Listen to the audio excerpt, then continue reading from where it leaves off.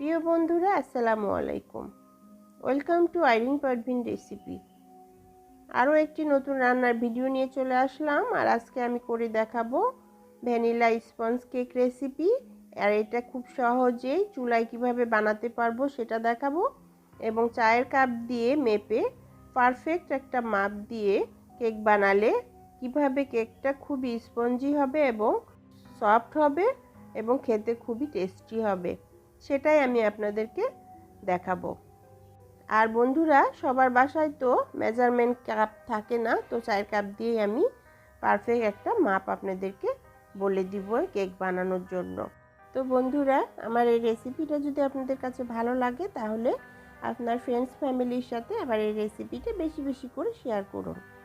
আমার আরও নতুন নতুন ভিডিও দেখতে চাইলে আমার চ্যানেলটিকে সাবস্ক্রাইব এবং ফেসবুক থেকে যেসব বন্ধুরা দেখছেন একটা ফলো দিয়ে দিবেন, আর লাইক দিয়ে উৎসাহিত করুন আরও নতুন নতুন ভিডিও বানানোর জন্য।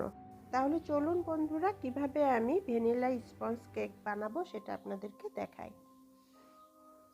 কেক বানানোর শুরুতেই আমি আগে কেকের মোল্ডটা রেডি করে নিব, যে বাটিতে কেকটা বানাবো সেটা রেডি করে নিব। তো আমি এখানে একটা সিলভারের বাটি নিয়ে নিয়েছি, আর এটা দিয়ে হলো পুডিং বাটি বলে, এটা পুডিং বানানো যায়। তো এই বাটিটাতে আমি হাফ চামচ তেল দিয়ে এটা ব্রাশ করে নিলাম, খুব ভালোভাবে পুরো বাটিতে তেলটা ব্রাশ করে নিলাম। আর বাটিটার মাপে আমি একটা কাগজ কেটে রেখেছিলাম, সেই কাগজটা বাটির মাঝখানে বসিয়ে দিলাম। বসিয়ে দিয়ে এটাতে আমি আবার ভালো করে তেল ব্রাশ করে দিব, দিয়ে এটা একটা সাইডে রেখে দিব। আর এখানে আমি কেক বানানোর জন্য ময়দাটা রেডি করে নিব। তো একটা বড় বাটি নিয়ে নিয়েছি, আর এখানে একটা চালনি নিয়ে নিয়েছি। চালনির ওপরে আমি এই কাপ মেপে 1 কাপ ময়দা দিয়ে দিলাম, 1 চামচ বেকিং পাউডার দিয়ে দিলাম এবং 2 চামচ গুঁড়ো দুধ দিয়ে দিলাম। দিয়ে এটাকে আমি ভালো করে চেলে নিব। তাহলে এভাবে চেলে নিলে পারে এই ময়দাতে কোনো রকমের লাম্পস থাকে না বা গোটা থাকে না। তো এভাবে চেলে নিয়ে আমি সাইডে রেখে দিব। আর কেকটা ময়দা দিয়েই বানাতে হবে, আটা দিলে বেশি ভালো হবে না। এখানে আমি একটা বড় বাটি নিয়ে নিয়েছি, আর বড় বাটিতে 2টা ডিম ভেঙে নেব। আর 2টা ডিম দিয়েই আমি আজকের এই স্পঞ্জ কেকটা বানিয়ে দেখাবো। আর এরকম একটা চায়ের কাপ আমি নিয়ে নিয়েছি, আর এই কাপটা দিয়েই আমি মেপে সব কিছু উপকরণ কিভাবে পারফেক্ট দেওয়া যায় সেটাই আমি দেখাবো আপনাদেরকে। এই চায়ের কাপ দিয়ে মেপে আমি 1.25 কাপ চিনি নিয়ে নিয়েছি, আর চিনিটা এটার মধ্যে দিয়ে দিলাম। সামান্য একটু লবণ দিয়ে দিলাম, লবণটা আপনারা পছন্দ করলে দিবেন, না দিলেও চলবে। আর আমি এখানে একটা ইলেকট্রিক বিটার নিয়ে নিয়েছি, তো এটা দিয়ে বিট করব। তো সেজন্য আমি চিনি গোটাই এখানে ব্যবহার করেছি, গোটা চিনি। তো আপনারা যদি হ্যান্ড বিটার বা কাঁটা চামচ দিয়ে এটাকে বিট করেন তাহলে পারে চিনিটাকে যদি ব্লেন্ডারে গুঁড়া করে নেন তাহলে পারে খুব তাড়াতাড়ি চিনিটা মিশে যাবে। তা আমি এখানে ইলেকট্রিক বিটার দিয়ে করছি, আপনারা চাইলে হ্যান্ড বিটার বা কাঁটা চামচ দিয়েও এটা বিট করতে পারেন। তো আমি ইলেকট্রিক বিটার দিয়ে বিট করে নিলাম, চিনিটা একদম মিশিয়ে নিলাম। দেখতে পাচ্ছেন একদম ফোমের মতো হয়ে গেছে, এটা একটু সাদা কালার হয়ে গেছে। আর সাদা কালার হয়ে গেলে বুঝতে হবে যে এটা বিট করা পারফেক্ট হয়েছে। এবার এটাতে আমি এই কাপটা দিয়েই হাফ কাপ তেল দিয়ে দিলাম, আর তেলটা দেওয়ার পর আমি আবার এটাকে বিট করব। তেলটাকে ডিমের সাথে খুব ভালোভাবে মিশিয়ে দেব বিট করে। তেলটাকে ডিমের সাথে ভালোভাবে মিশিয়ে নেওয়ার পর এখানে আমি 1 চামচ ভ্যানিলা এসেন্স অ্যাড করে দিলাম। আপনারা চাইলে যে কোনো ফ্লেভার এটার সাথে অ্যাড করতে পারেন। তো দিয়ে এটা আবার আমি ভালো করে বিট করে নিব।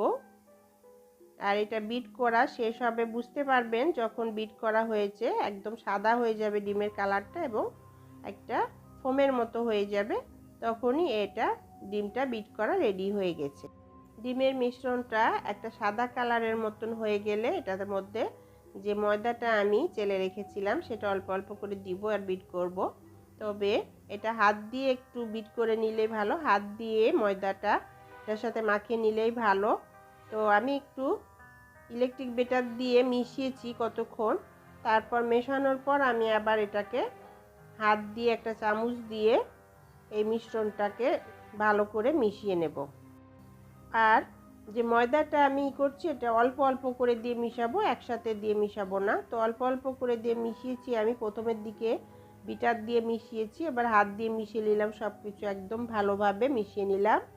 ময়দাটা ভালোভাবে মিশিয়ে নিয়ে এটার মধ্যে আমি হাফ কাপ লিকুইড দুধ দিয়ে দিলাম। আর এই দুধটা নর্মাল টেম্পারেচারে, গরম হওয়া যাবে না, ঠান্ডা হতে হবে। ফ্রিজের ঠান্ডা দুধ দিলেও হবে না, নর্মাল টেম্পারেচারে দুধ হতে হবে। দিয়ে এটাকে আমি ভালোভাবে ইলেকট্রিক বিটার দিয়ে মিশিয়ে নিলাম একদম এই মিশ্রণটার সাথে। মিশিয়ে নেওয়া শেষ, মিশ্রণটা একদম রেডি। দেখুন এরকম হবে একটা মিশ্রণ তৈরি হয়ে গেছে। আর এটার মধ্যে কোনো লাম্পস থাকা যাবে না, ভালোভাবে মিশিয়ে নিতে হবে। এবার যে পাত্রটা আমি রেডি করে রেখেছিলাম মোলটা কেক বানানোর জন্য, সেটার মধ্যে এই মিশ্রণটাকে ঢেলে দেব। মিশ্রণটা দিয়ে এই মোলটাকে একটু হাত দিয়ে ভালো করে করে নিব, ঝাঁকিয়ে নিব, যেন ভিতরে কোনো বাবল না থাকে। আর আমার কাছে ছোট ছোট কিছু কেকের মোল্ড ছিল, একটা গ্লাস কেকের মোল্ড এবং বাটি কেকের মোল্ড। তো সেগুলোর মধ্যে অল্প অল্প করে কেক দিয়ে দিলাম আমি। এগুলো আমি কেক বানিয়ে নেব। এবার যে পাতিলায় কেক বানাবো সেটা রেডি করে নেব। তো বড় সাইজের একটা পাতিলা আমি চুলায় স্ট্যান্ড সহ বসিয়ে দিয়েছি। দিয়ে চুলার আঁচ হাই ফ্লেমে করে দিয়ে এটাকে আমি 10 মিনিট তাপিয়ে নেব। পাতিলাটাকে আর স্ট্যান্ডটাকে গরম করে নেব। আর যে পাতিলায় আমি কেকটা বানাবো সেই পাতিলার ঢাকনা সহ পাতিলাটা এয়ারটাইট পাতিলা হতে হবে, তাহলে পারে কেকটা খুব ভালো হবে। আর বাতাস বের হয়ে গেলে কেকটা বেশি ভালো হবে না। পাতা ভালো মতো গরম হয়ে গেছে, রেডি হয়ে গেছে। এবার কেকের মোলটা স্ট্যান্ডের ওপর বসিয়ে দিলাম। আর যে ঢাকনাটা দিয়ে করব সেই ঢাকনাটা এটা দিয়ে দিলাম। আর চুলার আঁচ এ সময় একদম লো ফ্লেমে করে দিব। দিয়ে এটাকে আমি 30 মিনিট বেক করব। 30 মিনিট পর ফিরে আসলাম। একটা কাঠি দিয়ে আমি কেকটাকে চেক করে নিব। তো টুথপিকটা বের করার পরে এটাতে কিছুই লেগে নাই। যদি কিছু লেগে থাকে তাহলে আরও কতক্ষণ এটাকে একটু বেক করে নিতে হবে। তো এটা একদম কাঠিটা ক্লিন এসেছে। তো কেকটা রেডি। তো এবার আমি কেকটাকে উঠিয়ে নিব, নিয়ে একটা প্লাস্টিক বা কোনো ঢাকনা দিয়ে এটাকে ঢেকে রেখে দিব 5 থেকে 10 মিনিট। তাহলে কেকটা একদম চুপসে যাবে না, একদম সুন্দর থাকবে।